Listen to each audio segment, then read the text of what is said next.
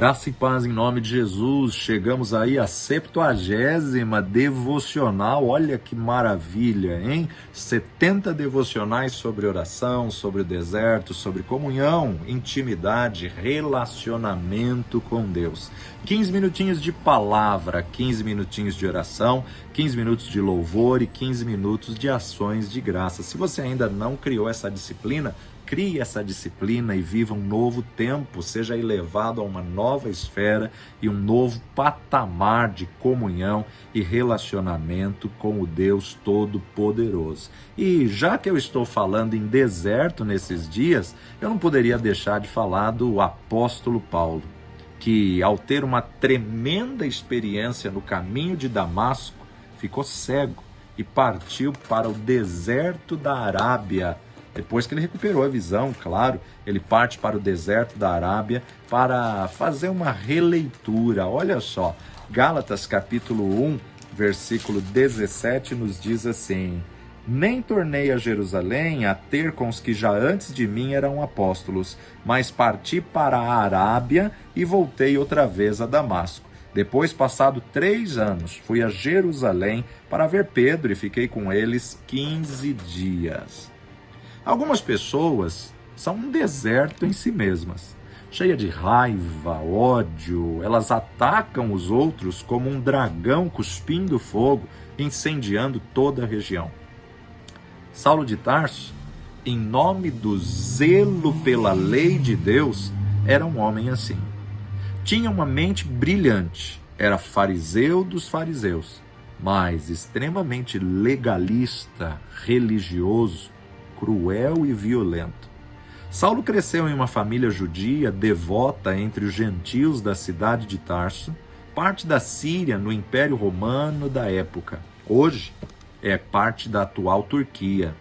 Parece que sua infância e juventude lhe ensinaram a defender as suas convicções e se posicionar como uma maioria de transformando todos os outros em uma minoria de muitos. Educado em uma das maiores instituições teológicas do seu tempo, a escola de Gamaliel em Jerusalém, ele se tornou como o primeiro da turma, o mais brilhante, extremamente dedicado e disciplinado em sua busca pela verdade. Suas realizações lhe deram grande confiança em seu próprio conhecimento e em sua herança, e seu zelo queimava dentro dele pela verdade do Antigo Testamento e pela vinda do Messias. Saulo conhecia a verdade, mas pensava que nenhum carpinteiro crucificado poderia jamais ser o prometido, o desejado das nações, que seria como Moisés. A ideia de que Jesus de Nazaré pudesse ser o Messias tão esperado ofendia a Saulo no mais profundo de sua alma e o transformava em um feroz perseguidor. Não satisfeito com o dano que causou em Jerusalém quando instigou e participou do apedrejamento de Estevão, ele partiu em direção a Damasco como um agente autorizado para matar todos os que professassem o nome de Jesus. Seu alvo? Transformar cada região de crentes em um deserto de perseguição e destruição. Os cristãos sabiam disso e esperavam a sua chegada com tremor e medo. O que poderiam fazer? Certamente os que estavam em Damasco haviam ouvido da sua breve chegada e tentariam evitá-lo a qualquer custo. Talvez, de alguma forma, pudessem sobreviver. Talvez Deus ouvisse suas orações pedindo proteção de alguma forma miraculosa. Mal sabiam eles do milagre que esperava tanto eles quanto Saulo. A caminho de Damasco, respirando ainda ameaças de morte, Jesus encontrou Saulo e lhe confrontou. Saulo, Saulo, por que me persegues? Quem é, Senhor? Sou Jesus a quem tu persegues. Duro é para ti recalcitrar contra os aguilhões. Diante de tamanha glória, resplendor, clarão, fica cego e é conduzido à rua direita, na qual ele entra num jejum e oração. Quando se converteu, gerava constrangimento, tanto aos judeus quanto aos cristãos. Uma das primeiras coisas que fez foi ajustar os judeus que esperavam que ele os liderasse no extermínio dos cristãos. Ele ainda era Saulo, o dragão cuspidor de fogo, e ainda não aquele Paulo, o amoroso. Os cristãos, ainda incertos com relação a Saulo, também se sentiram melhor como ele fora de Damasco e distante deles. Forçado a fugir de Damasco, ele não podia ficar em Jerusalém, queimando como a cidade estava com o próprio fogo espiritual da perseguição que ele próprio havia iniciado. Então ele fez a única coisa que podia. Foi para Tarso e desapareceu em um exílio autoimposto nas areias quentes do deserto da Arábia por 3 anos. Para esvaziar-se de si mesmo, para refletir e fazer uma releitura de toda a sua vida, de toda a lei, enfim, de todo o Tanakh, e pedir ao próprio Deus que o esclarecesse.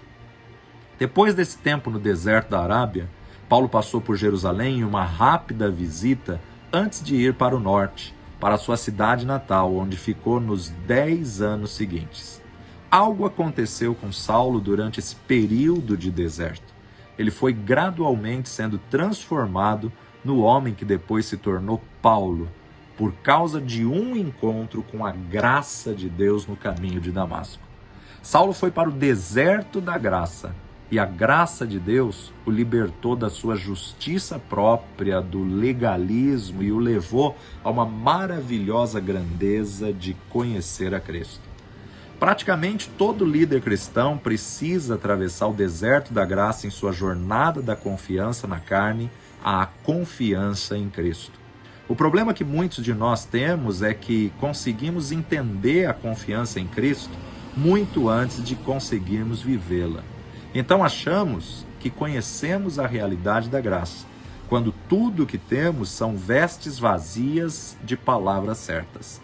Até que tenhamos sentido o isolamento da insuficiência, lutado para fugir dele por nossas próprias forças e experimentado a profundidade do fracasso que isso nos traz, não conseguiremos compreender a plenitude da graça de Deus. Sua paixão por defender a verdade de Deus, aniquilando os cristãos, sua justiça própria acima de qualquer suspeita, todas as coisas com as quais contava para encontrar a sua identidade, isso era o que fazia de Saulo, Saulo. Foi o que acendeu as chamas de ódio e destruição dentro dele e o levou a Damasco para buscar cartas para matar os cristãos. Agora, no entanto, ele tinha um novo impulso e um novo conjunto de valores. Ele havia se tornado um novo homem, de perseguidor passa a ser perseguido. Todas as virtudes lhe davam a sua identidade agora não tinham valor para ele. Eram lixo e tinham que ser descartados como refúgio da vida. A graça havia lhe dado uma identidade completamente nova, uma nova forma de definir valor, uma nova paixão que realmente o havia transformado em uma maioria de um entre uma minoria de muitos. Ele agora poderia suportar uma prisão imerecida, um cárcere injusto, uma inveja angustiante ou mesmo uma fome voraz, para chegar ao ponto de dizer: posso passar por todas as coisas, porque em todas as coisas sei que Ele me fortalece. Desde que ele pudesse conhecer a Cristo mais profundamente. Ele corria a corrida da vida como um alvo em mente, obter o prêmio da soberana vocação de Deus para ele. Esse é o fruto do deserto da graça. A graça nos força a olharmos para dentro de nós e a enxergarmos a nós mesmos como nunca quisemos ser vistos, a encarar plenamente o espelho do orgulho e da comparação, da ambição e da autopromoção, a tirar a venda da negação e ver nosso pecado como o Deus Santo o vê. Às vezes, no deserto da graça, nos perguntaremos onde Deus está. Se Ele desistiu de nós e ainda não nos contou, por que está nos deixando descobrir isso tudo sozinhos? Embora o deserto da graça pareça ser o fim da nossa oportunidade de servir a Deus, Na verdade, ele é apenas o início de uma nova jornada. Ele pode implodir tudo o que já fizemos, mas pretende substituir o esforço que fizemos por conta própria para um edifício construído pela sua graça. A melhor coisa a fazer no deserto da graça é render-se a Deus e deixar Ele nos moldar, nos transformar, nos ensinar e direcionar o que você deve fazer. Não é mais você, mas Ele.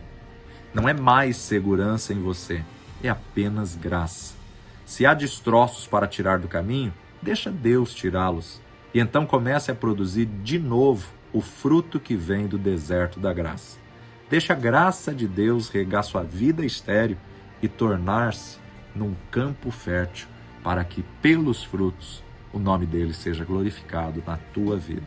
Vale a pena passar pelo deserto da graça, esvaziar de si mesmo, esvaziar dos seus conceitos, dos seus valores, do seu conhecimento, da sua arrogância, esvaziar do seu farisaísmo, da sua hipocrisia e se encher do Espírito Santo de Deus. Se Paulo, fariseu dos fariseus, conseguiu, nós também vamos conseguir. Pai de amor e Deus bendito, graças te damos pelo deserto da graça.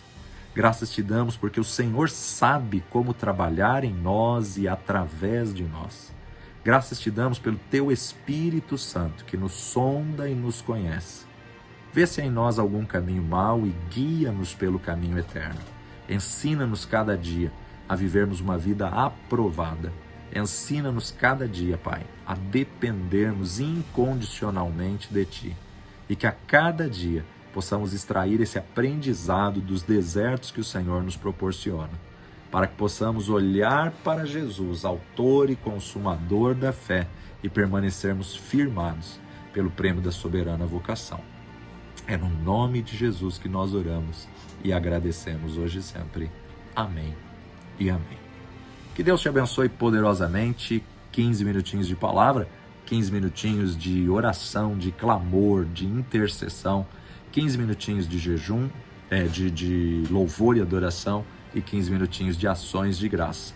E se você perdeu alguma devocional, volta lá, ouça as devocionais anteriores e aquela que Deus falou com você, compartilha com seus amigos, divulga, mesmo que já passou aquela devocional, a palavra de Deus é sempre viva e eficaz e poderosa. E olha, se você tem algum pedido de oração, posta aqui no Facebook, nas nossas redes sociais, o seu pedido de oração, mas se você já tem um testemunho por esse tempo que você tem passado com devocional com o Senhor, não deixe de digitá-lo aqui. Sintetiza, resume, digita aqui o testemunho para edificar outras vidas e levar outras pessoas a ter essa disciplina de relacionamento, comunhão e adoração.